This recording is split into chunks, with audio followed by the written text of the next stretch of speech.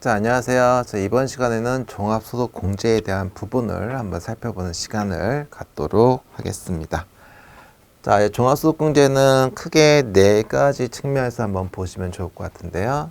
첫 번째가 기본공제, 그 다음에 추가공제, 연금보험료공제, 특별공제가 있죠. 그래서 기본공제를 혜택을 받는 사람에 한해서 추가로 공제를 받는다라고 보시면 되겠고요. 기본공제 요건이 충족이 안 되는 경우에는 추가 공제는 적용될 여지가 없다라고 먼저 큰 틀을 이해해 주시면 좋을 것 같습니다. 자, 기본공제 관련해서는 본인, 배우자, 그 다음에 생계를 같이 하는 부양가족 측면에서 보시면 되겠고, 추가 공제는 경로대, 장애인, 부녀자, 한부 이렇게 네 가지 측면에서 적용 여부를 검토해 주시면 되겠습니다. 그 다음에 연금보험료 공제 같은 경우는 이제 본인이 부담하는 부분에 한해서는 공제를 받는 제도고, 마지막으로 특별공제 경우에는 이제 사회보험료 공제와 이제 주택자금 공제, 그리고 이제 기부금 2월 공제 부분이 있습니다. 그래서 이게 크게 네 가지 측면에서 일단 보시면 될 것 같아요. 그래서 우리가 기본공제와 추가공제를 일명 인적공제다라고 얘기를 합니다.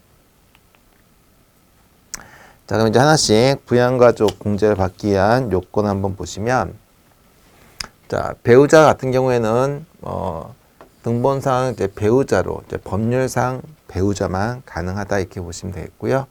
그다음에 소득 요건이 있죠. 소득 요건이 연간 소득 금액이 100만 원 이하. 다만 근로소득만 있을 경우에는 500만 원 이하도 가능하다. 그래서 연간 소득 금액이 100만 원 이하인 경우, 다만 근로소득만 있는 경우에는 연 500만 원 이하만 가능하다 이렇게 보시면 되겠습니다. 자, 부양가족 같은 경우에는 두 가지 요건이 있죠. 나이 요건, 그 다음에 소득 요건, 소득금액 요건 100만 원 이하, 그리고 생계 요건이 있죠. 배우자 같은 경우는 나이 요건이 없고요. 소득 요건만 있고요. 배우자는 항상 같이 생계를 같이 하는 걸 본다라고 되어 있죠. 자, 여기서 말하는 이제 소득금액은, 종합소득금액, 퇴직소득금액, 양도소득금액을 합산해서 100만 원 이하이다라고 보시면 되겠고, 요 소득금액을 산정함에 있어서 우리가 비과세라든지 분리과세가 되는 것들은 포함하지 아니한다라고 보시면 되겠습니다. 그래서 요 분리과세 가장 대표적인 게 이자소득 같은 경우. 자, 이자 소득이 뭐 1,500만 원 있다. 그럼 엄청난 큰 소득이죠. 원금이 아니라 이자가 1,500이에요. 근데 이게 2천만 원 이하까지는 분리과세가 되다 보니까 이 경우에는 소득금액에 포함되지 않는 부분이 생깁니다. 왜냐하면 소득금액에는 비과세와 분리과세는 제외하더라. 그래서 이런 나이와 소득 요건 충족했으면 150만 원 공제가 된다라고 보시면 되겠습니다.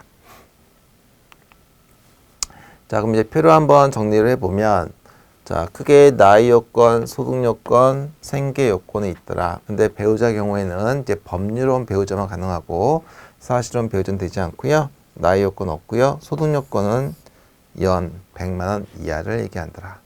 그리고 생계 요건도 없습니다. 자, 직계 존속의 경우에는 본인 외에 배우자의 부모님 직계 존속도 포함이 된다. 그래서 본인과 배우자 입장에서의 직계 존속이 포함이 되고요. 자, 만 60세 이상을 얘기합니다. 나이 요건이 있고요. 그다음에 소득 요건이 있죠. 그리고 기본적으로는 같이 생계를 같이 하는 게 원칙입니다. 하지만 주거 형평상 따로 살고 있는 경우에도 인정을 해주겠다. 주거 형평상 별거는 인정해 줄게 라고 되어 있고요. 자, 직계 비속 자녀의 경우에는 20세 이하, 만 20세 이하를 얘기하고, 자, 생계 요건은 따로 없습니다.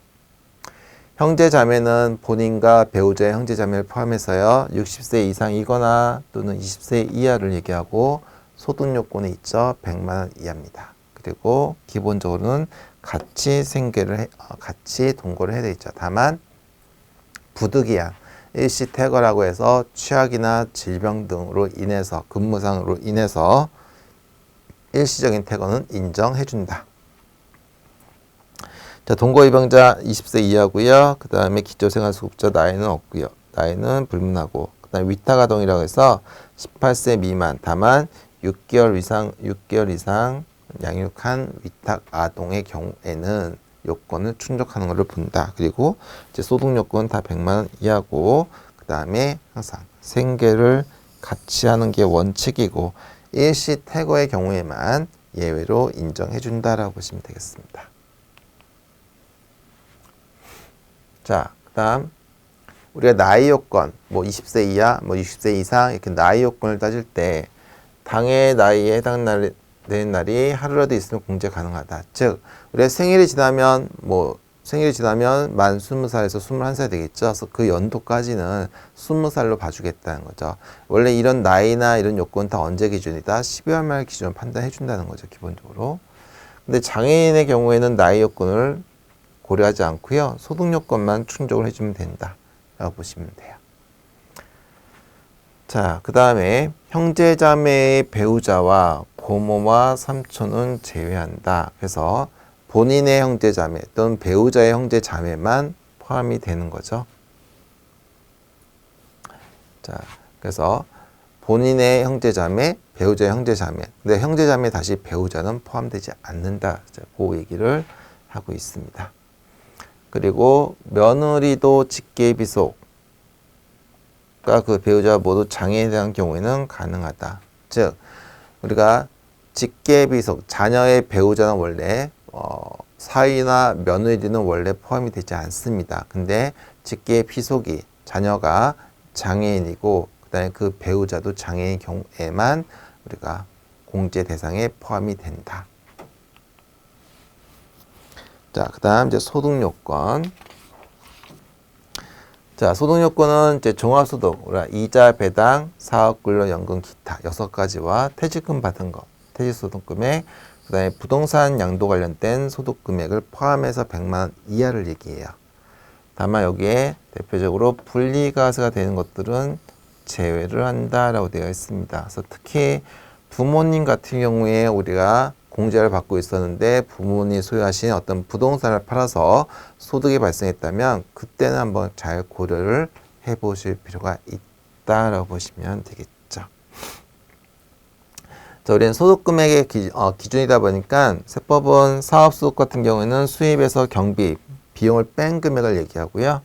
그다음에 근로소득은 총 급여액에서 근로소득 공제를 차감한 금액을 얘기하는 거고, 퇴직금의 경우에는 내가 퇴직금 받은 금액을 얘기합니다. 그 다음에 양도소득 같은 경우에는 양도가액에서 당초 취득가액과 경비 그리고 3년 이상 보유한 장기보유 특별공제까지를 적용한 후 차감한 후 금액이 양도소득 금액이 된다라 되어 있고, 가장 대표적인 거 분리과세의 가장 대표적인 것은 일용직 소득과 그 다음에 2천만 원 이하의 금융소득이라는 거죠. 그래서 아까 말씀드린 것처럼 1,500만 원 이자 소득이 있으면 엄청난 소득이 있음에도 불구하고 우리 세법상 2천만 원 이하는 분리과세라고 했기 때문에 그 소득은 없는 걸로 보겠다는 거죠. 100만 원 이하인 자로 보겠다라는 얘기고, 일용직도 마찬가지죠. 우리 건설 쪽에서 일용직에 하시는 분들이 소득이 굉장히 큼에도 불구하고 우리가 분리과세 대상이므로 제외가 된다라고 보시면 되겠습니다. 자, 이제 동일생계와 관련해서 보시면, 자, 직계비속과 배우자는 항상 생계를 같이 하는 걸로 보기 때문에 별도의 생계를 같이 해야 된다는 요건은 없습니다. 그리고 생계를 같이 한다는 얘기는 기본적으로 주민등록상 생계를 같이 하는 동거 가족을 얘기하고요. 다만 부모님의 경우에는 주거 형편에 의해서 일시적인 태거를, 별거를 인정해 주고요. 그리고 형제자매는 기본적으로 같이 살아야 되지만 일시 태거를 인정하는 케이스가 있는데 학교 때문에 아니면 질병 치료 때문에 근무 때문에 사업상 형편에 의해서 이런 관련된 서류를 제출해 주시면 우리가 일시 태거를 인정해 줄 수 있다라고 보시면 되겠죠. 자, 이런 150만 원 공제를 받기 위해서 우리가 나이 요건 또는 생계 요건 이런 걸 언제 기준으로 판단합니까? 라고 물어보신다면 대원칙은 과세기간 종료일 현재 12월 말 기준으로 판단을 해주셔야 돼요. 다만 우리 부모님 같은 경우에 만약에 사망하셨다 연도 중에, 그러면 사망 같은 경우에는 사망일 전일로 보시면 되겠습니다. 그리고 장애인 경우에는 그 장애가 치유된 전날을 기준으로 판단을 한다라고 보시면 되겠죠. 자, 그래서 적용 사례를 보시면 우리 배우자 건조 같은 경우에는 기본적으로 법률 혼인신고를 한 배우자만 인정해주고 있어요. 그래서 이혼의 경우에는 이제 사업연수 종료를 현재 부부가 아니기 때문에 공제가 불가하고요. 그리고 사망한 경우에는 사망일 기준으로 요건을 충족했다면 공제가 가능하다. 자, 부양가족 공제에서는 출생의 경우에 공제 가능하고요. 사망한 경우에도 사망 전일 기준으로 해서 우리가 요건 충족했으면 공제는 가능하다. 이렇게 보시면 되겠습니다. 자, 이제 추가 공제는 기본 의미가 뭐다?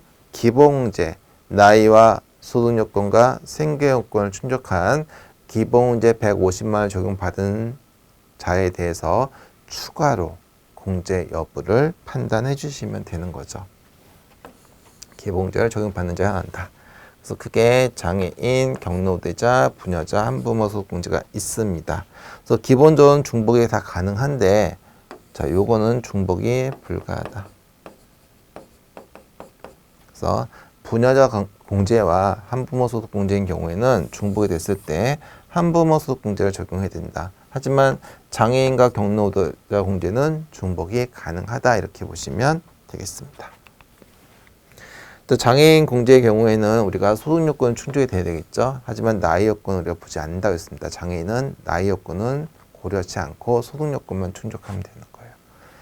자, 장애인의 경우에는 장애인 상이자, 그 다음에 우리 세법상 항상 치료를 요하는 중증 환자도 장애인의 개념에 속합니다. 다만 이 치료를 요하는 중증 환자의 경우에는 반드시 장애인 증명서가 의료기관에 발급한 게 있어줘야 돼요.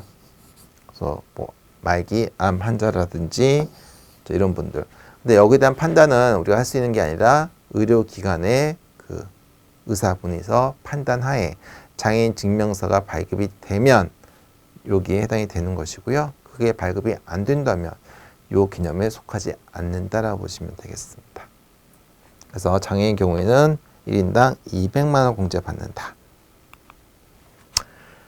자, 두 번째 경로대자 공제입니다. 나이와 소득 요건을 충족해야 되고요. 그래서 기본공제 150만 원 공제 받은 사람들 중에서 70세 이상의 경우에는 우리가 100만 원을 공제해 준다 이렇게 보시면 되겠습니다. 경로대자. 자, 이제 부녀자 공제는 이제 두 가지로 구별해서 보셔야 돼요. 자, 배우자가 없는 여성 근로자인 경우와 배우자가 있는 여성 근로자를 봐요. 자, 배우자가 있는 여성의 경우에는 무조건 공제를 받고요. 기본적으로 배우자가 없는 여성이라고 한다면 반드시 본인이 세대주이면서 부양가족이 있는 본인이 세대주인 경우에만 가능합니다. 그래서 이 요건에 하나를 더 어긋나면 공제가 안 된다는 거죠. 그런데 또 하나 최종적인 요건이 하나가 소득금액 요건이 있어요.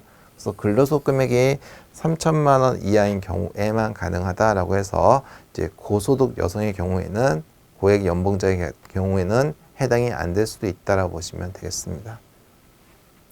그래서 이 경우에는 50만 원의 공제가 된다라고 보시고요. 다만 이제 우리가 자녀 미혼인 여성이 서울에 있으면서 지방에 부모님이 계시다. 그럼 이런 경우에 부모님은 주거 형평상 별거하고 있고 또 본인이 부모님의 생계를 책임진다. 경제적인 책임을 지고 있다면 이건 생계를 같이 하는 걸 모아서 바로 여기 있는 부양 가족이 있는 걸로 보아서 공제가 가능하다라고 보시면 되겠습니다. 자, 이제 한부모 소득 공제고요. 자, 배우자가 없는 기본 공제 대상자인 자녀와 입양자. 그래서 기본 공제 대상자이기 때문에 결국 나이와 소득 요건을 갖춰야 된다는 거죠. 나이와 소득 요건을 충족한 150만 원 공제를 받은 직계 비속이 있는 경우 우리가 100만 원 적용되고요.